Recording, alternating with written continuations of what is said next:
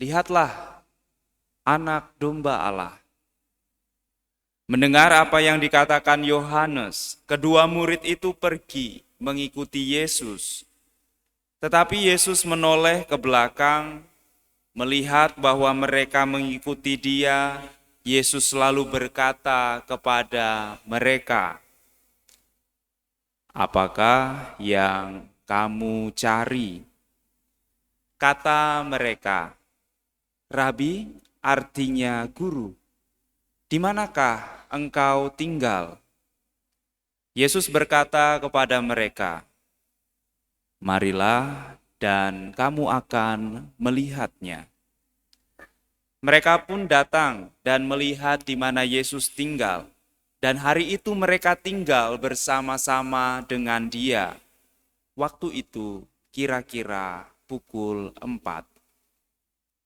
Salah seorang dari kedua murid yang mendengar perkataan Yohanes lalu mengikut Yesus adalah Andreas, saudara Simon Petrus. Andreas mula-mula bertemu dengan Simon, saudaranya, dan ia berkata kepadanya, "Kami telah menemukan Mesias," artinya Kristus. Lalu Andreas membawa Simon kepada Yesus. Yesus memandang dia dan berkata, "Engkau Simon, anak Yohanes, engkau akan dinamakan Kefas," artinya Petrus. Demikianlah sabda Tuhan. Terpujilah Kristus.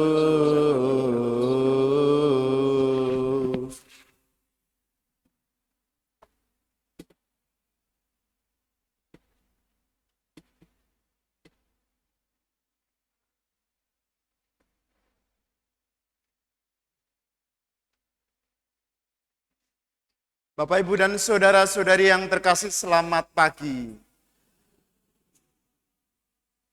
Masih kuat ya? Masih semangat ya? Romo pengen dengar semangatnya opa oma yang ada di sini. Siapa suka hati tepuk tangan? Siapa suka hati tepuk tangan? Siapa suka hati, mari kita lakukan. Siapa suka hati, tepuk tangan. Masih semangat, hebat loh hari ini. Hari ini kita mendengarkan panggilan, ada panggilan Yohanes, panggilan dari Andreas, panggilan dari Simon yang kemudian disebut Petrus. Pinter sekali Bapak Ibu. Nah, panggilan ini merupakan murid-murid pertama dari Yesus Kristus yang kemudian mengikuti Yesus Kristus. Mereka mempunyai misi menyebarkan kabar gembira. Kabar gembira kepada semua orang karena Yesus telah datang dan menebus dosa manusia. Panggilan ini kemudian menjadi panggilan kita semua. Bapak, Ibu, opa, oma dipanggil untuk mengikuti Yesus Kristus. Dan panggilan ini kemudian dijawab dengan menjawab ya, dan kita memberanikan diri, memutuskan untuk dibaptis dalam nama Bapa dan Putra dan Roh Kudus. Dengan demikian kita diangkat menjadi anak Allah dan menjadi anggota gereja. Sebagai anggota gereja, panggilan kita tidak ada expirednya, ya. Tidak ada masa berlakunya. Berlaku seumur hidup. Meskipun kita sudah rambutnya beruban, meskipun kita jalannya sudah agak susah, tetap menjadi murid Yesus yang dipanggil untuk menyebarkan kabar gembira. Kita tetap dipanggil untuk menjadi murid-murid Yesus. Murid-murid Yesus yang bergembira. Oh, caranya bagaimana, Romo? Kita kan sudah nggak bisa kemana-mana. sering di rumah saja. Caranya adalah salah satunya dengan berdoa. Kita berdoa mendoakan anak-anak kita. Kita berdoa mendoakan anak cucu kita. Berdoa juga untuk romo-romonya, ya, supaya romo-romonya sehat, gitu ya, tambah ganteng, gitu ya, tambah semangat begitu melayani umat yang ada di paroki Ratu Damai Teluk Betung ini, begitu. Walaupun romo-romonya muda, perlu mendapatkan doa dari Bapak Ibu semua. Gitu. Romonya saja perlu didoakan, apalagi kita semua yang ada di sini. Kita semua butuh didoakan. Nah, ini menjadi panggilan kita semua. Panggilan Bapak Ibu, Opa Oma yang ada di tempat ini. Kita bisa berdoa Salam Maria, kita bisa berdoa doa spontan, kita bisa berdoa rosario, begitu ya, rosario. Atau yang masih kuat kadang-kadang masih ikut dalam devosi-devosi yang ada di paroki kita. Ada yang ikut kerahiman, ada yang ikut Legio Maria, KTM, dan lain sebagainya.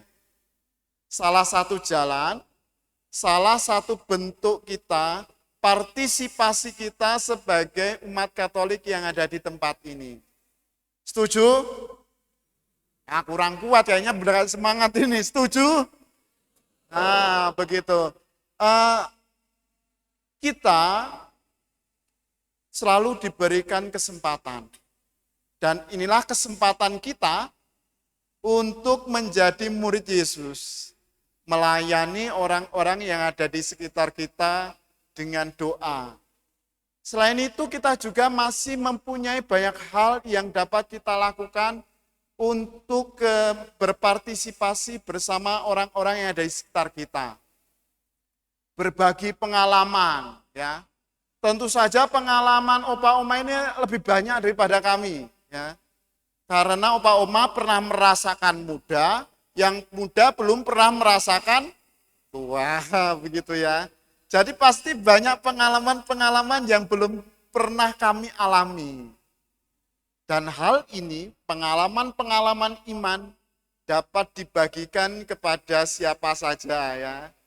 Dibagikan kepada romonya mungkin yang belum pernah tua gitu ya. Dapat dibagikan kepada adik-adik misdinar begitu. Oh, zaman saya dulu waktu misdinar itu rajin ke gereja gitu ya. Waktu zamannya Opa Oma OMK itu sering ke gereja ikut kegiatan OMK. Peristiwa iman, pengalaman iman yang dapat kita bagikan kepada adik-adik kita, kepada anak-anak kita, kepada cucu-cucu kita. Dan ini menjadi pengalaman yang sangat berharga. Pengalaman ini yang berharga ini harus kita bagikan kepada orang yang membutuhkan. Dan kita tahu bahwa usia kita memang menjadi usia emas. Karena banyak pengalaman. Sudah sering mengenyam asam dan garam dunia, katanya begitu. Sudah pernah mengalami kesulitan yang sangat sulit.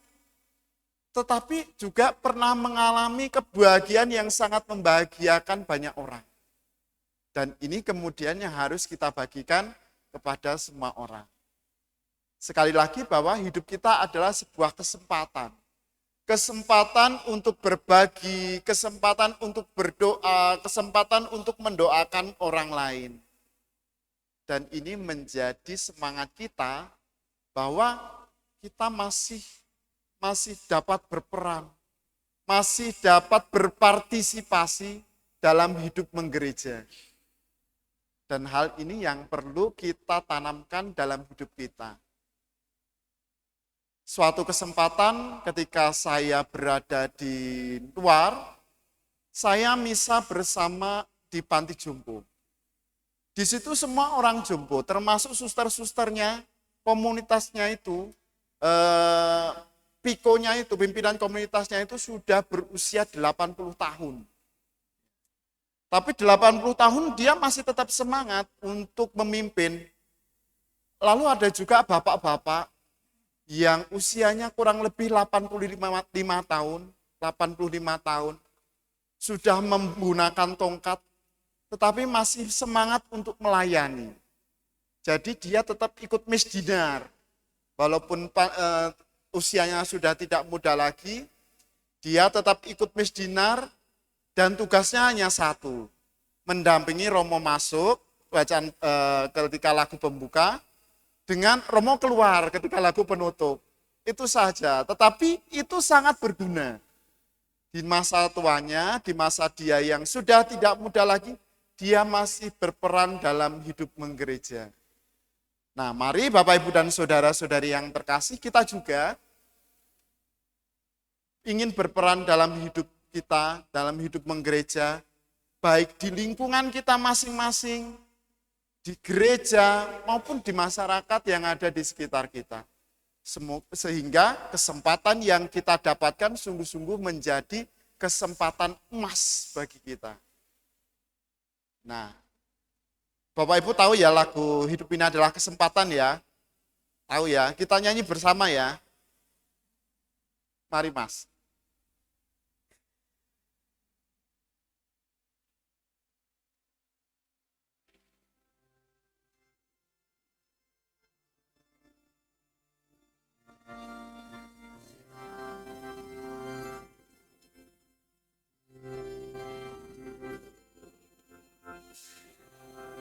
Hidup ini adalah kesempatan. Hidup ini untuk melayani Tuhan. Jangan sia-siakan waktu yang Tuhan beri. Hidup ini harus jadi berkat. Sekali lagi ya. Hidup ini adalah kesempatan. Hidup ini untuk melayani Tuhan. Jangan sia-siakan waktu yang Tuhan beri. Hidup ini harus jadi berkat. Oh Tuhan, oh Tuhan, pakailah hidupku selagi aku masih kuat. Bila saatnya nanti ku tak berdaya lagi, hidup ini sudah jadi berkat. Hidup ini adalah sebuah kesempatan dan mari kita menggunakan kesempatan itu dengan sebaik-baiknya. Kemuliaan kepada Bapa dan Putera dan Roh Kudus.